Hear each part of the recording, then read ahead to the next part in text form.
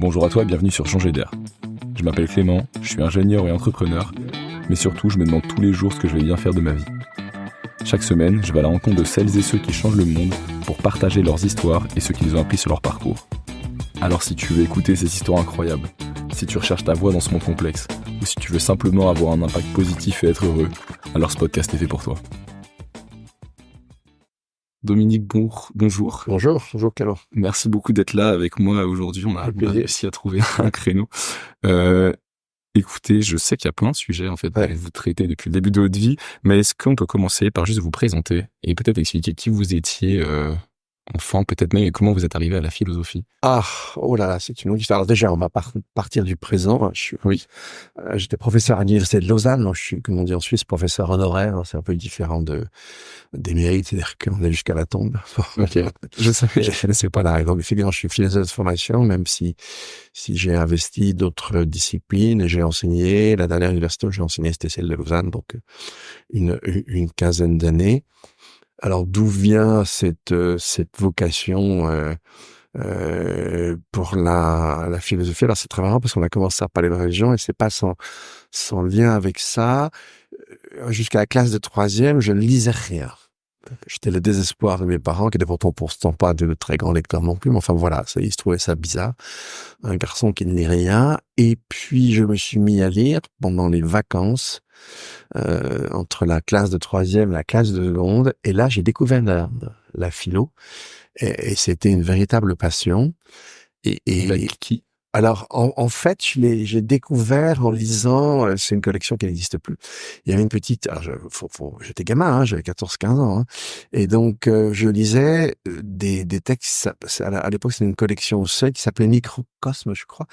Et en fait, il y avait la présentation d'un auteur, et puis ensuite, ça n'existait plus, la présentation d'un auteur, et ensuite un certain nombre d'extraits. D'accord. Donc j'ai commencé à en dévorer, mais j'en ai dévoré des dizaines. Voilà, j'ai commencé par les Grecs, Platon, Aristote, machin. Je sais pas si ça existait là, mais enfin bon, je me souviens plus. Et puis je suis remonté chez les modernes. J'ai commencé aussi à lire un certain nombre de grands écrivains, Dostoïevski et tout. Et puis dès la classe de seconde, je voulais être philosophe. Okay. C'est une sacrée transition. Ouais. Voilà. Et bon, c'était probablement purement fantasmatique, mais finalement, c'est ce qui a fini par se produire. Donc, c'est venu de la lecture et effectivement d'une interrogation sur les religions. Alors, moi, je suis né en 53, donc ça remonte, c'est le siècle dernier, même le milieu du siècle dernier.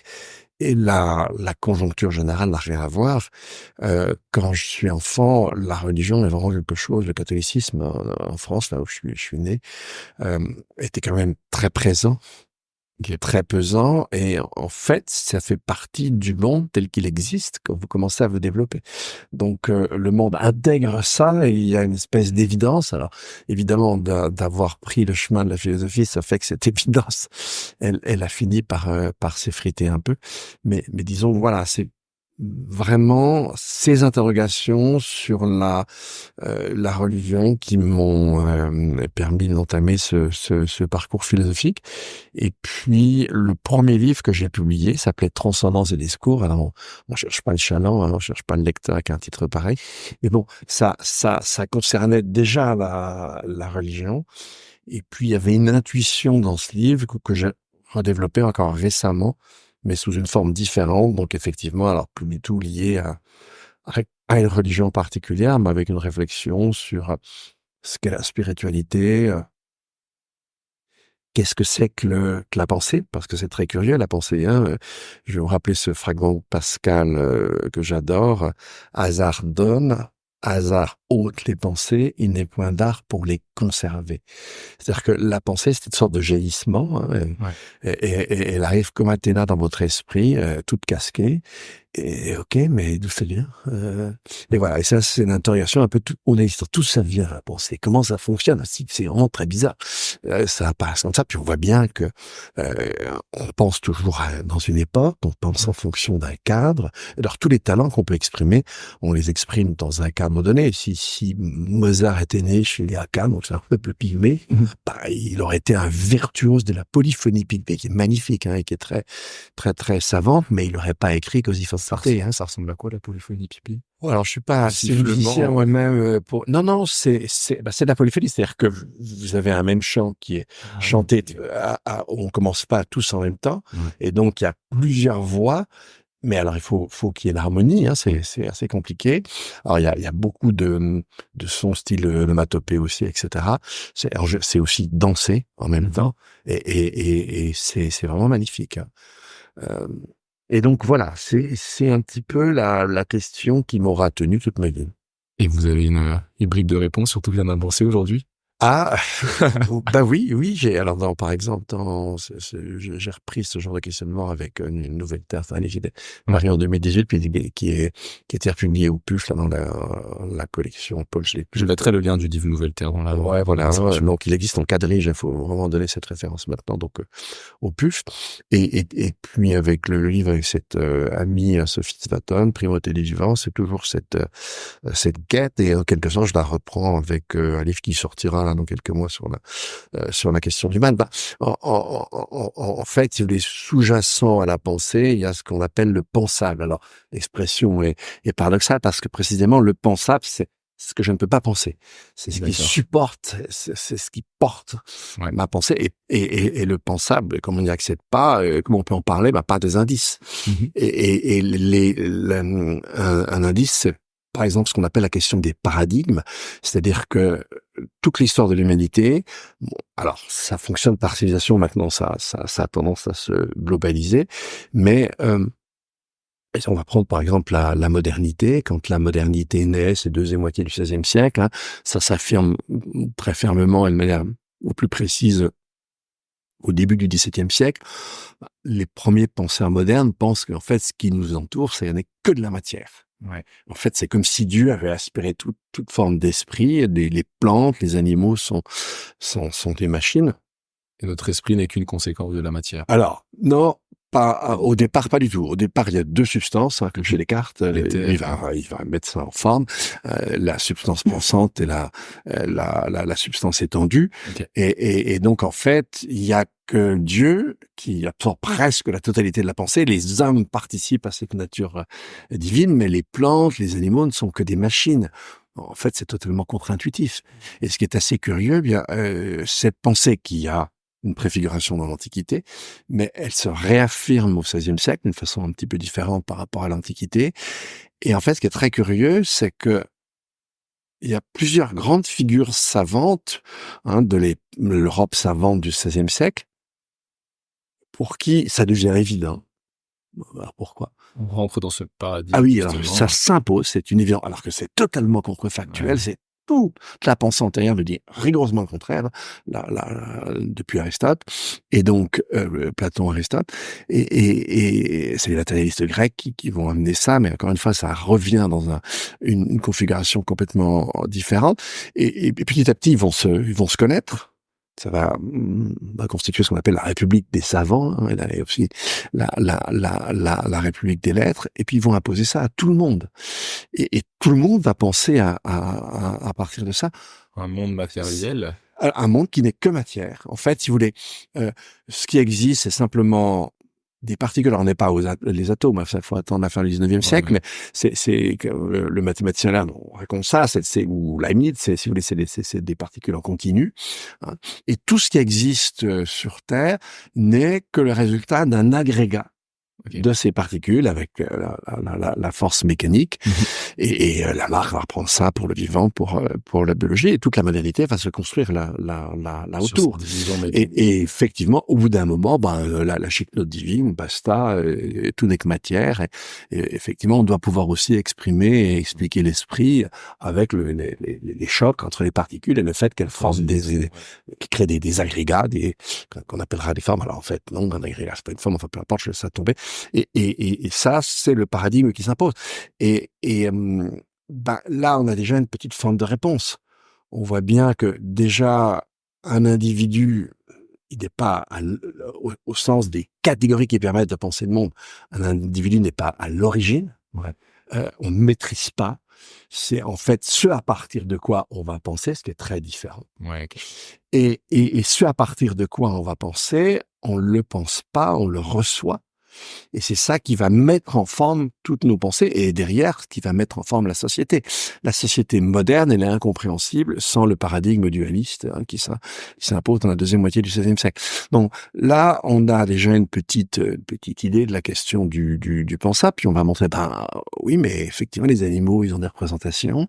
Les plantes, on s'aperçoit que c'est d'autant plus complexe et que, effectivement, alors, c'est pas si on parle de pensée au sens de représentation humaine, mais si on parle de pensée au sens du pensable, oui, il y a probablement que peut-être aussi quelque chose de cet ordre-là dans le végétal, et petit à petit, on arrive à une espèce de néo-animisme très différent de l'animisme. Tout le vivant peut penser, en fait. Voilà, le vivant est pensant. Ok. En tout cas, il est un peu conscient. Alors, mot conscience, c'est particulier, c'est effectivement aussi une certaine forme de rapport à la pensée. Le pensable, c'est ce qui est en deçà de la conscience. D'accord. Merci pour cette réponse. Voilà. Bon. Je regardais un reportage un peu sur la musique et les vibrations, et où où la vision, ou la proposition, c'est de dire, en fait, comme l'univers n'est que vibration, n'est que quantique, en fait, la tête est quasiment une antenne qui capte ces vibrations, et les pensées viendraient de ces vibrations. Mais oui, c'est une autre. non, c'est pas différent. Au contraire, c'est très proche. C'est-à-dire, c'est l'idée, par exemple, que le cerveau n'est pas le producteur de la pensée, mais il est avant tout un récepteur. Et que effectivement, la pensée humaine, en fait, la posture métaphysique, et d'ailleurs que je vous dis, c'est ce qu'on appelle le monisme. Il y a qu'une réalité, ça chez Spinoza. Alors oui, Dieu, une infinité de modes, mais laissons ça pour le moment. En tout cas, nous, on a accès à deux modalités, la modalité matérielle et la modalité mentale, spirituelle, etc., qui renvoie l'esprit, au mind, et en fait, les deux sont entrelacés. Et la pensée et matière sont comme les deux aspects de la réalité, et les sciences n'accèdent qu'à la partie matérielle, mais finalement, la matière finit par être tellement ténue et tellement paradoxale qu'elle est très proche de l'esprit. C'est peut-être le moment où on sera... Voilà. c'est intéressant. Voilà. Intéressant. Ok, merci beaucoup. Merci. Et l'écologie dans tout ça, comment est-ce que vous finissez Elle a un lien avec tout ça, parce que en fait, qu'est-ce qui se passe au XVIe, au XVIIe siècle? Les êtres humains se mettent en dehors de la nature. C'est-à-dire que ils prennent au pied de la lettre, Genèse 1:26, vous êtes les seuls à avoir été créés à l'image, à la ressemblance de Dieu, donc vous êtes appelés à dominer tout ce qui vit sur Terre, etc. Alors 26, 28, et là, c'est ça qui est assez intéressant. La modernité, elle va finir par absorber la religion et la nier, mais elle naît avec elle. Sans la cosmologie chrétienne, il n'y a pas de mécanisme moderne. Ça passe par là. Et en fait, par exemple, le XVIIe siècle, c'est probablement le siècle le plus mystique. C'est assez étonnant.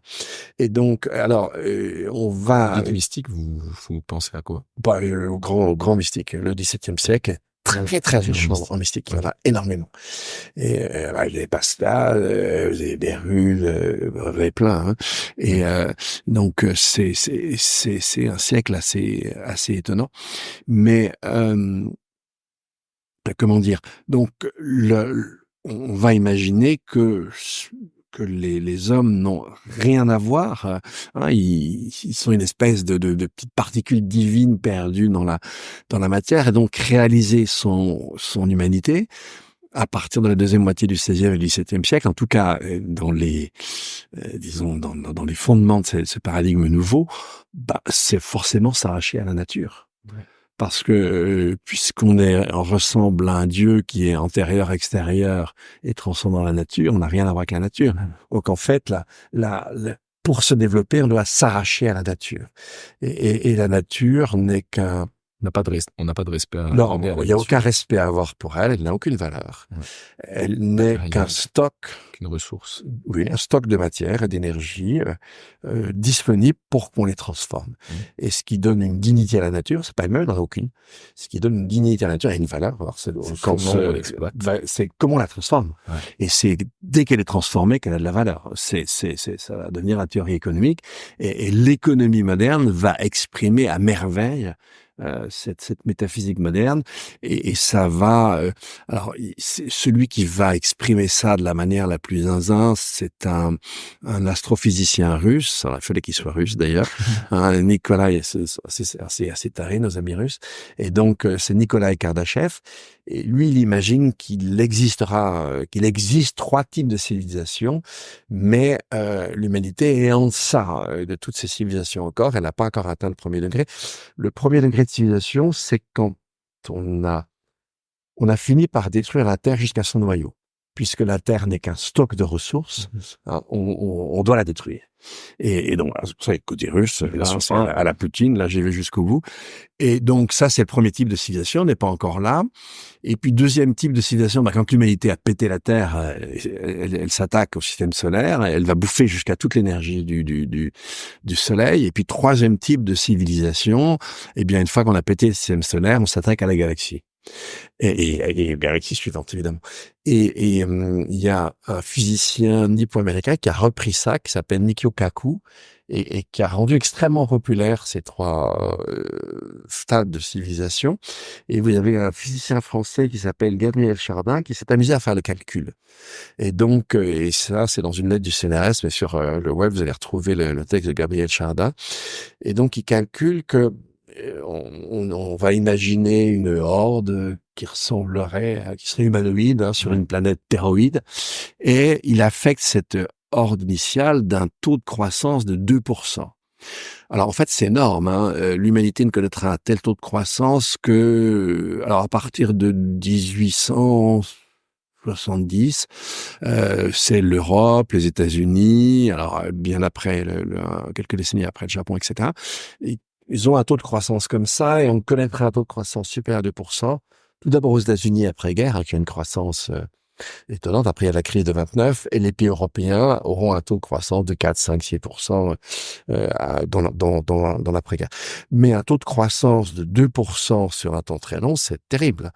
C'est-à-dire que là, ils calculent qu'en 5 à 6 siècles, cette horde, qui va aussi se diffuser démographiquement, elle aura pété toute la Terre. 5 à 6 siècles. 5 à 6 siècles. Et dit-il, en 5 à 6 000 ans, elle aura bouffé tout l'univers dans un rayon de 10 milliards d'années-lumière. Donc ça fait déjà un certain nombre de galaxies. Et donc c'est complètement fou. On est une espèce totalement folle, quoi. Et donc là, on voit bien ce que signifie ce paradigme. Là, il n'ira jamais jusque-là, on sera mort avant. Mais là, on le pousse jusqu'au bout, et on remonte l'absurdité. Ça n'est même pas une vraie motivation. Et c'était une des meilleures questions, mais en fait, j'ai envie d'y aller direct. Qu'est-ce qui nous pousse à ça, en fait? Pourquoi est-ce qu'on aurait besoin et pourquoi est-ce que c'est seulement cette envie d'en avoir plus? Et du coup, en fait, on va... cette envie d'en avoir plus, elle est pas consubstantielle à l'humanité. Tous les peuples, au contraire, se sont imaginés que le monde était clos. L'idée d'un monde infini, c'est justement la modernité. Pour les Grecs, c'est pour ça qu'ils détestent le prêt intérêt, par exemple. Parce que pour les Grecs, tout ce qui existe a des contours. Tout ce qui existe a une limite. D'accord. Et pour les Grecs, le cosmos est un ensemble limité. C'est-à-dire qu'on a la Terre au centre, on a le premier cercle auquel est accrochée la Lune avec les 5 planètes connues, après on a la sphère des fixes, et puis le dieu moteur immobile qui entoure tout ça et qui inspire l'amour, le mouvement par l'amour qu'il inspire lui-même. C'est plutôt sympathique. C'est pas la physique quantique, mais c'est pas mal non plus. Et donc, ce qui fait que pour un Grec, l'échange monétaire est quelque chose de scandaleux. Alors, pas l'échange monétaire en soi, il distingue justement 2 types d'échanges. Si j'utilise de l'argent pour acheter quelque chose que je vais consommer, eh bien, je reste dans l'ordre de l'univers. C'est-à-dire que, même si je suis très gourmand, si je m'envoie un hectolitre de jus d'orange une tonne de petits pains au chocolat, je suis mort. Et donc, la physiologie fait que même si je pourrais déborder à un moment des limites, mais j'aurais des sanctions, etc. Et donc, par définition, tout ce qui existe ici-bas est limité. Mais en revanche, si je ne sers pas de l'argent, alors le premier cas, c'est l'échange économique, mais si je ne l'échange, oui, économique au sens vraiment c'est voilà, c'est l'économie, c'est le nomos oikos, c'est la loi du foyer. Et donc, si au contraire, je rentre dans ce qu'il appelle la crématistique, c'est-à-dire cette fois-ci, je ne me sers pas de l'argent pour acheter les biens que je vais consommer. Les biens que j'achète, je les achète pour les revendre. Et indéfiniment, de telle sorte que j'accumule et j'augmente mon capital initial. Ça, pour Aristote, c'est démoniaque. D'accord. Parce Les que... Grecs n'ont pas cette activité. Alors, mais d'achat-revente. pour eux, c'est un scandale. Ok. C'est-à-dire que tout ce qui existe a une fin. Or, les hommes, avec l'argent, ont trouvé quelque chose qui peut s'accumuler indéfiniment, sans fin. Voilà. Et donc, effectivement, vous voyez bien que l'idée d'un univers infini et l'idée de pouvoir accumuler la richesse, ça va ensemble. Et donc, dans cet univers infini, ce qui était condamné par les Grecs va devenir au contraire le principe d'une société, et ça va devenir le principe d'une société, et ça nous amène aujourd'hui à heurter ce qu'on appelle les limites planétaires. Ouais. Hein. Et donc, vous voyez bien que... Je suis surpris qu'on ait mis si longtemps à heurter les limites planétaires. Ouais, mais parce qu'on est vraiment parti...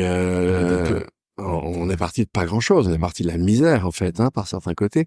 Et alors, si on remonte très loin dans le temps, c'est pas la misère, mais si on regarde les civilisations traditionnelles, eh bien, elles ont créé un type de richesse qui est rare et qui condamne tous les autres à la misère.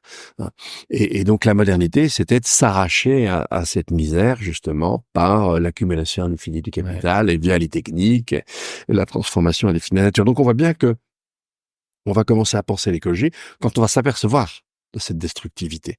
Et donc, il n'y a pas d'écologie avant qu'il y ait une société industrielle. C'est quand on commence à voir les limites qui vont arriver, et vous avez des gens qui les ont pensées dès le milieu du 19e siècle. Alors, c'est là que naît l'écologie, parce qu'on pense justement ces limites. Mais alors, aujourd'hui, on les a en pleine poire. Alors, Là, donc, en fait, l'écologie vient quand on dit « attendez, notre modèle est destructeur et n'a pas de fin, l'accumulation de richesse n'a pas de fin ». Alors que le système Terre en a. Alors, ok, d'accord. Il a des limites. Et ce dont on se rend compte aujourd'hui, c'est la leçon de ce qu'on appelle les limites planétaires. C'est si on veut continuer à vivre sur Terre, on doit baisser drastiquement nos flux d'énergie, nos flux de matière, c'est-à-dire produire beaucoup moins de biens, aménager beaucoup moins d'infrastructures. Alors, il y a d'autres aspects, si on a le temps, on y reviendra. Mais, et en même temps, en fait, redonner toute sa place à la nature. Sans ça, on n'y arrive pas. C'est-à-dire que ce que manquent les limites planétaires, c'est qu'on perturbe les 6 grands cycles biogéochimiques, et finalement, ça rend simplement la Terre inhabitable. Et on va crever. Bon. Enfin, si on fait rien, Si on fait rien.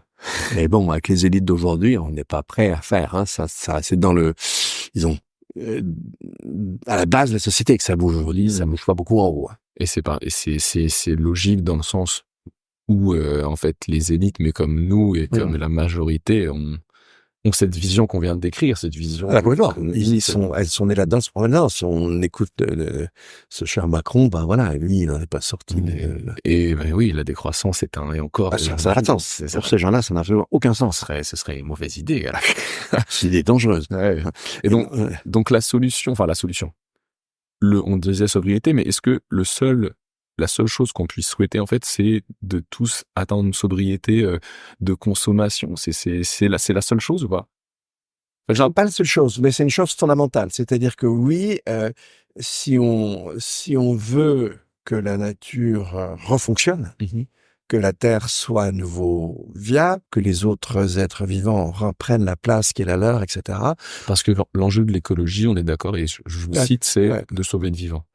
Ah oui, complètement. Et sauvant le vivant, en sauvant l'harmonie parfaite qui existe sur la Terre, qui permet aux vivants de... Parfaite, pas forcément. Il y a eu 5 grandes extinctions Oui. et ces hommes n'y étaient pour rien. Mais en tout cas, la nature, elle a à chaque fois redémarré. Et Oui.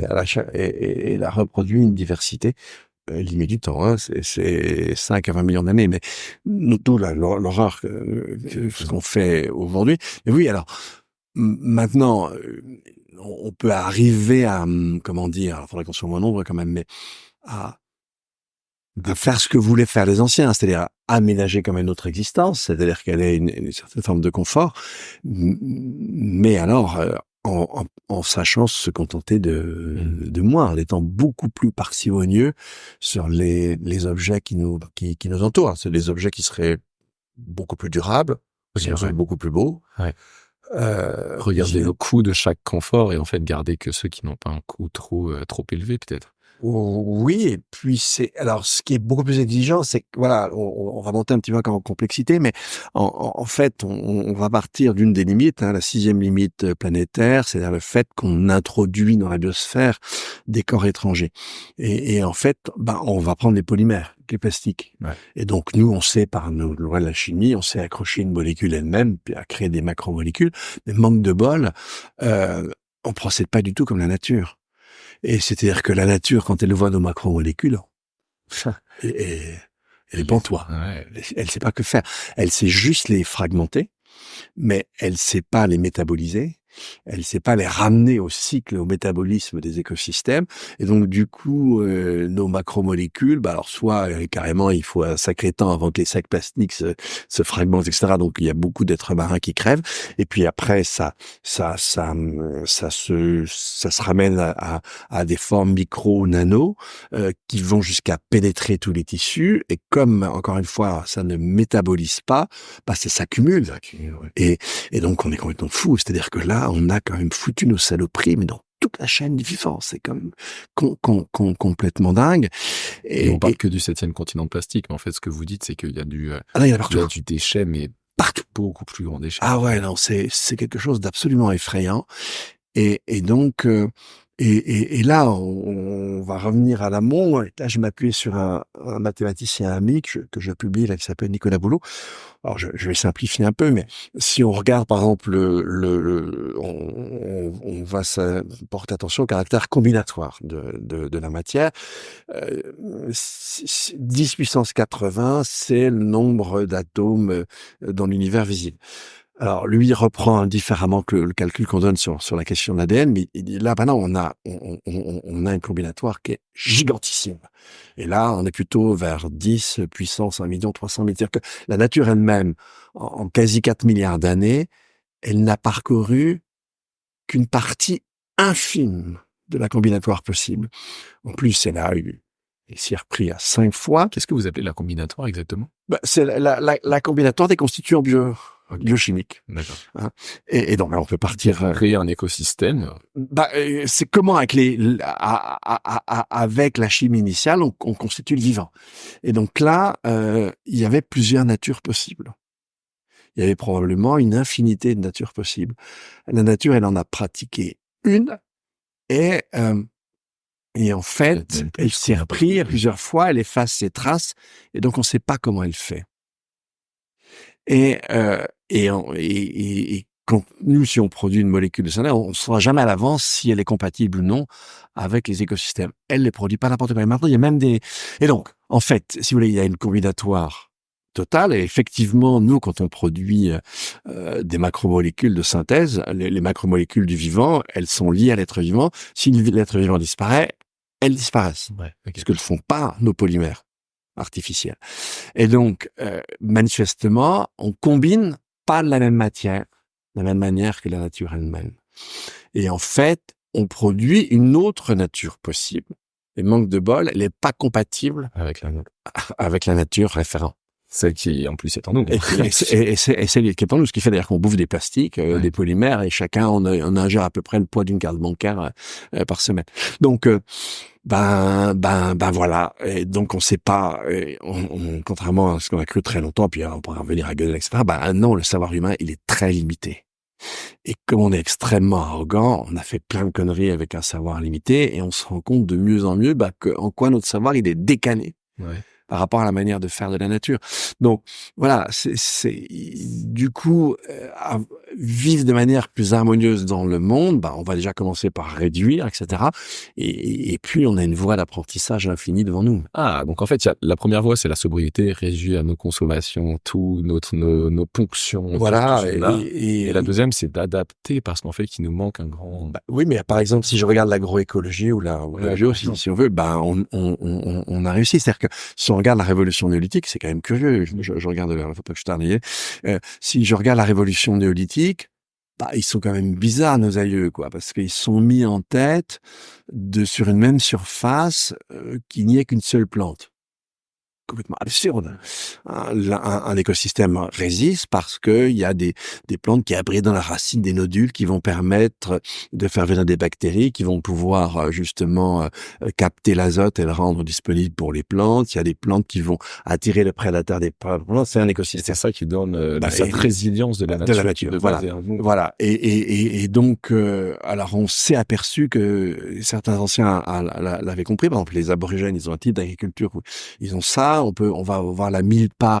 Là, c'est les femmes d'Ixtec qui pratiquaient ça. Ça ressemble à de la permaculture. Des petites buttes. C'est une petite surface dans le jardin avec une culture très intensive, mais évidemment sans aucun engrais parce que précisément on a un mélange de plantes qui va donner satisfaction. L'agroforesterie, c'est très vieux et c'est le même principe. Alors c'est réinventé dans les années 30. C'est réinventé par Hollengren avec la permaculture, par Fukuoka, l'agriculture sauvage au Japon, etc. Et on a compris maintenant. Sauf la FNSE, c'est dommage, mais en dehors de ça, tout le monde a compris. Et donc là, là, on apprend à produire notre nourriture d'une façon qui est compatible avec la nature. Donc voilà, c'est vraiment important et en fait on va même terminer là-dessus. Si vous voulez, on peut pas dire, je vous parlais de l'évangile de Marie. Je sais pas si c'était peut-être avant qu'on enregistre, mais bon. On peut pas dire qu'il y avait aucune domination avant le néolithique, c'est sans doute une ânerie. Mais ce qu'on peut dire, c'est qu'avec le néolithique, elles se sont vraiment durcies. Alors, la domination de la nature, c'est très clair. Même là, j'ai découvert ça il y a pas très longtemps, un mythe amérindien qui exprime en quoi l'agriculture était une domination dangereuse de la nature. C'est quand même assez intéressant. Donc, avec ils ont un Pachamama qui doit respecter. Voilà. Alors, alors le respect de la nature est quelque chose de très important. Et la spiritualité, c'est vivre en harmonie avec la nature. Mais ce que je veux dire simplement, c'est que je vais aller très vite, c'est que au néolithique, il y a 3 formes de domination qui se sont au moins durcies.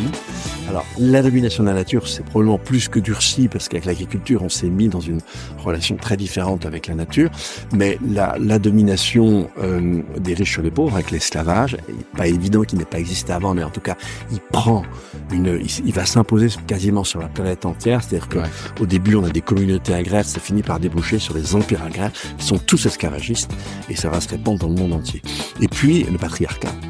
Et une domination extrêmement sauvage d'un genre sur l'autre. Donc, en fait, je dirais que le programme de l'écologie aujourd'hui, c'est refaire le néolithique, se détricoter et lui redonner une impulsion, une orientation différente. D'accord. Et c'est une bonne conclusion. C'est une très bonne conclusion. Merci beaucoup, Dominique. Merci à toi d'avoir écouté l'épisode jusqu'au bout. Écoute, pendant cette période de Noël, j'aimerais te demander un petit geste. Si l'épisode t'a plu, ou si t'as un autre épisode qui t'inspire particulièrement, pense à le partager. Donc ma demande, c'est que tu envoies cet épisode à un ami, ou d'ailleurs à plus, un ami genre qui cherche sa voie, tu sais, qui traverse une période de doute, qui a besoin d'un peu de force et d'inspiration. Ça pourrait l'aider, déjà, ça pourrait envoyer un peu des ondes positives, mais ça peut aussi m'aider à faire grandir le podcast. Donc merci pour tout le soutien et à très vite pour le prochain épisode.